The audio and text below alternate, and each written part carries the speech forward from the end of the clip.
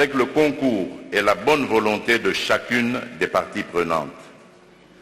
Mieux que quiconque, nous sommes conscients que nos forêts constituent l'ultime rempart pour une humanité confrontée au risque sans cesse croissant d'un dérèglement climatique irréversible. En effet, avec plus de 80% des forêts tropicales du monde, les bassins de l'Amazonie, du Bornéo-Mékong et du Congo jouent un rôle stratégique dans la lutte contre les changements climatiques.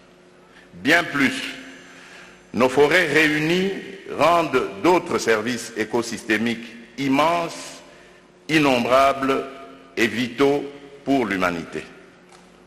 Forts de ce rôle, nous devons désormais nous assurer que l'amélioration des conditions socio-économiques des communautés locales gardiennes de ces forêts figure au centre de l'agenda de la gouvernance mondiale et les services écosystémiques fournis par celle-ci valorisés à juste titre, tout en rendant hommage aux générations qui nous ont précédés et aux peuples autochtones pour leur contribution dans cette lutte. Ce sommet constitue une opportunité pour adresser les défis multiples auxquels ces populations sont confrontées, elles qui vivent de la forêt et dans la forêt. Il s'agira notamment de mettre en place une synergie d'action et des stratégies de coopération pour mieux préserver nos forêts, restaurer les écosystèmes et lutter efficacement contre la pauvreté en vue du bien-être de nos populations. Pour y parvenir, il nous faudra notamment plus de coopération technique et scientifique en vue du renforcement de nos capacités de lutte contre ce phénomène. Excellences, Mesdames et Messieurs, dans le cadre de nouvelles perspectives économiques au niveau global, nos États sont appelés à développer des programmes d'investissement mieux structurés visant non seulement la valorisation de nos ressources naturelles, mais aussi le renforcement de la résilience de nos systèmes socio-économiques face à la crise climatique. La République démocratique du Congo plaide pour la diversification des sources de financement climatique, entre autres le développement d'un marché de carbone juste et équitable, comme mécanisme de gestion durable aussi bien dans les 3 bassins forestiers tropicaux que des autres massifs forestiers du monde. En effet, ce rôle stratégique que joue la République démocratique du Congo dans la lutte contre les changements climatiques n'est plus à démontrer. Avec plus de 62% des forêts du bassin du Congo et environ 70% de ses tourbières, plus de 52% des réserves d'eau douce de l'Afrique, sa méga biodiversité classée 5e au rang mondial, mon pays qui a pris toute la mesure de sa responsabilité naturelle et historique entend assumer son leadership environnemental et climatique naturel ensemble avec ses pairs de tous les bassins. Aussi,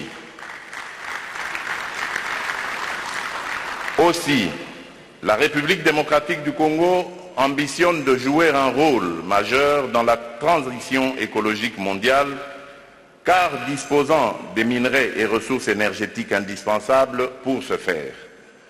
De manière non exhaustive, je cite par exemple le cobalt avec plus de 70% des réserves mondiales, le coltan, le lithium ainsi qu'un énorme potentiel en énergie propre et renouvelable.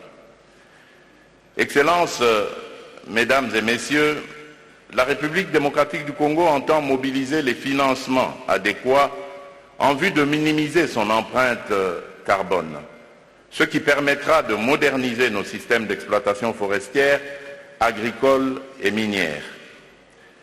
À cet effet, j'ai initié plusieurs réformes structurelles tendant au renforcement du cadre juridique et de gouvernance climatique dans mon pays. Ces réformes ont notamment pour but d'améliorer le climat des affaires, de structurer la mise en œuvre de notre contribution déterminée à l'échelle nationale et de faciliter la coopération bi- et multilatérale y relative, d'organiser le marché de carbone et d'en garantir la transparence et l'intégrité socio-environnementale. Pour nous, les efforts consentis pour la réduction des émissions et les moyens mobilisés pour renforcer notre résilience climatique constituent une véritable opportunité de croissance économique durable. Excellences, Monsieur Denis Sassou Nguesso, Président de la République du Congo, Excellences, Mesdames et Messieurs les chefs d'État et de gouvernement ainsi que les représentants des chefs d'État, Mesdames le secrétaire général des Nations Unies, ici représenté, Mesdames et Messieurs les chefs de délégation et chefs de représentation diplomatique, Mesdames et Messieurs, distingués invités, la République démocratique du Congo appelle à la collaboration effective entre les trois bassins qui représentent 80% des forêts tropicales mondiales et qui équilibrent le bilan carbone de la planète. Par conséquent, elle trouve légitime que l'affectation des ressources mobilisées actuelles et futures tienne compte de cette pondération. Ainsi, l'engagement et le partenariat des pays des 10 bassins forestiers devront permettre la définition des politiques communes et mutuellement avantageuses. Mesdames et Messieurs, avant de conclure mon propos, permettez-moi de réagir à la très brillante prestation de notre frère le président William Ruto, qui malheureusement s'est un petit peu déplacé, mais également de notre frère le président Brice Oligui, sur la nécessité d'être unis et les avantages qui en découlent. Je suis un panafricaniste convaincu.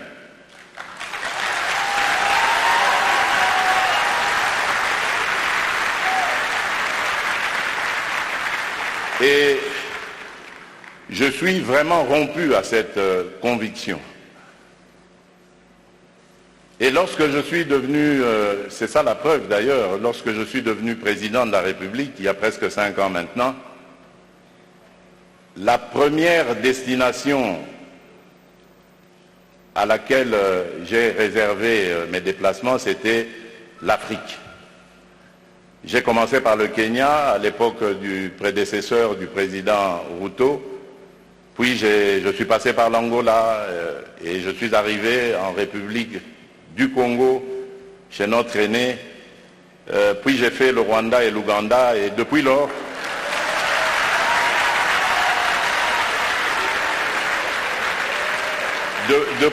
depuis lors, j'ai parcouru et visité tous les 9 pays voisins de la République démocratique du Congo. Il paraît que je suis le premier président à l'avoir fait. Qu'à cela ne tienne, mon but était de parler à tous mes interlocuteurs, mes pairs, de la nécessité que nous avons de vivre en paix, de vivre unis et de développer des projets qui vont être à l'avantage de nos populations respectives. Et je suis en mesure de vous donner, pour chaque pays que j'ai visité, chaque pays voisin, les projets sur lesquels nous avons commencé à parler, à nous organiser pour les développer.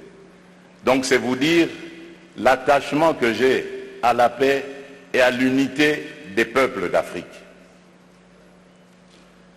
Mais, car il y a un mais, et là je voudrais vraiment m'excuser de tempérer un peu l'enthousiasme qui a été le nôtre lorsque nous avons suivi le président Ruto, pour dire malheureusement nous sommes loin de la réalité. Parce qu'en ce moment, par exemple, où nous parlons de ce sujet très, très important, hyper important, la conservation de notre biodiversité, de nos forêts, il se passe actuellement dans le parc de Virunga, une des réserves naturelles les plus importantes au monde en forêt et en biodiversité, un activisme armé qui met à mal cet écosystème, qui le détruit. Et cela n'a pas été décidé à Washington, à Paris, à Bruxelles ou à Londres. Ça a été décidé en Afrique, et plus précisément à Kigali.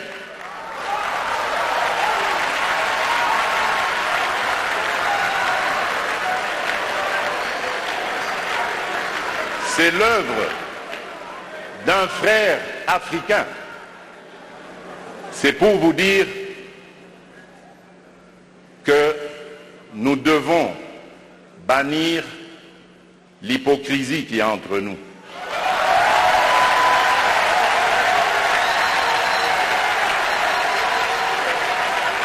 Nous devons bannir des fléaux tels que le tribalisme, la haine de l'autre. Et c'est là, je crois, que nous pourrions parler d'abattre nos barrières, d'effacer les tarifs douaniers, etc. Tout simplement parce que, malgré nos engagements, rappelez-vous, à l'Union africaine, l'horizon 2020 était l'objectif pour faire taire les armes en Afrique. C'est devenu une chimère. Et nous ne nous en offusquons pas. Nous ne condamnons pas. Et tant que ce sera comme ça, il faudra oublier toutes les bonnes initiatives telles que celles préconisées par le président Ruto. Nous devons avoir le courage de nous regarder entre Africains, les yeux dans les yeux.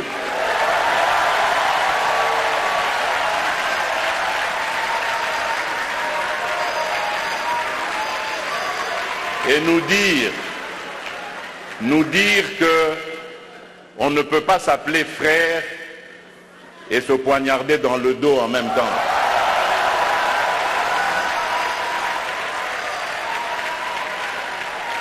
Nous devons arrêter de rejeter nos responsabilités sur les étrangers non africains.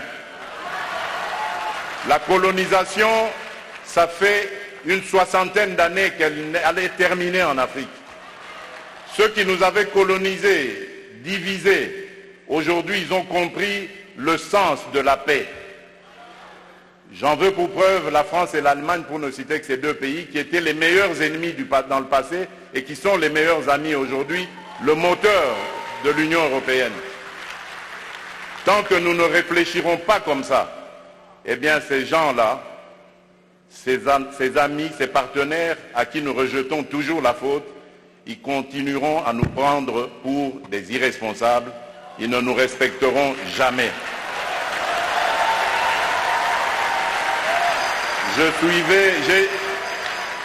J'ai suivi tout à l'heure avec attention l'adresse du président Macron, toute sa bonne volonté à vouloir venir dans des partenariats, mais j'ai tout de suite compris par son attitude que c'était du politiquement correct. Il n'en croyait pas un mot. Non pas parce que lui est menteur, non, loin de là. Parce que nous ne sommes pas sérieux, et eux le savent. Le jour où nous mettrons fin à ce à quoi nous assistons aujourd'hui, à l'est de la République démocratique du Congo par exemple, des voisins qui viennent semer la pagaille, la mort, la désolation, uniquement dans le but de s'enrichir, de piller les ressources. Le jour où nous mettrons fin à ce genre de comportement, alors oui, là nous aurons compris. Parce que je suis désolé, en tant que président de la République démocratique du Congo et face à ce genre de choses, je ne suis pas tenté de construire des ponts, mais plutôt des murs pour sécuriser ma population.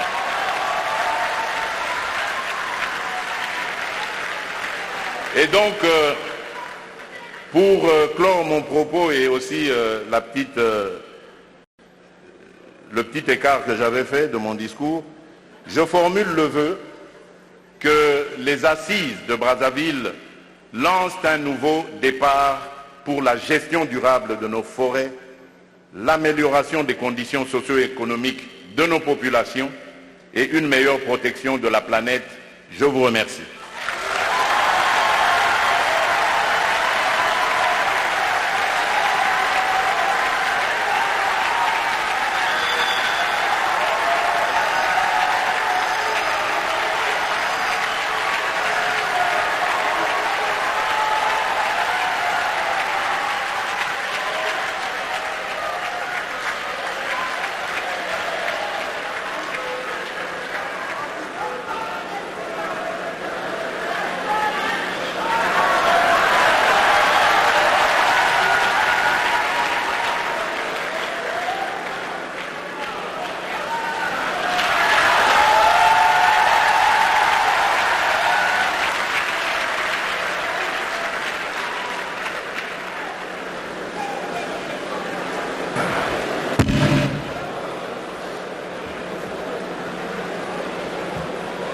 Distingués invités, mesdames, messieurs, à présent et avec votre permission,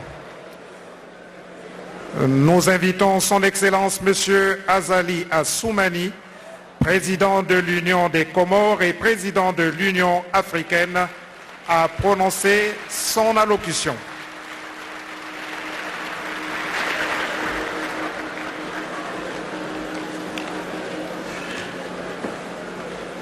Excellences, Monsieur Denis Sassou Nguesso, président de la République du Congo, président de la Commission climat du bassin du Congo et chers frères. Excellences, Monsieur le Président de la République démocratique du Congo, cher frère Antoine Félix Tshisekedi. Excellences, Monsieur le Président de la République fédérale du Brésil, Monsieur Lula, Excellences, Monsieur le Président de la République d'Indonésie, Excellences, chers frères, Monsieur Moussa Faki, Président de la Commission de l'Union africaine, Excellences, mes chères très premières dames, Messieurs les premiers hommes, chefs d'État et du gouvernement, distingués invités, mesdames et messieurs, assalamu alaikum wa rahmatullahi wa barakatuh. Je voudrais, à l'entame de mon propos, adresser mes chaleureux et vifs remerciements au peuple et au gouvernement congolais, et plus particulièrement à la première dame, Madame Antoinette, la première dame de la République du Congo, car c'est grâce à elle que M. Sassou Nguesso, le peuple et le gouvernement ont pu préparer cet accueil fraternel et chaleureux qui nous a été réservé à notre arrivée dans ce pays généreux et hospitalier et pour les délicates attentions dont nous faisons l'objet. Nous sommes ici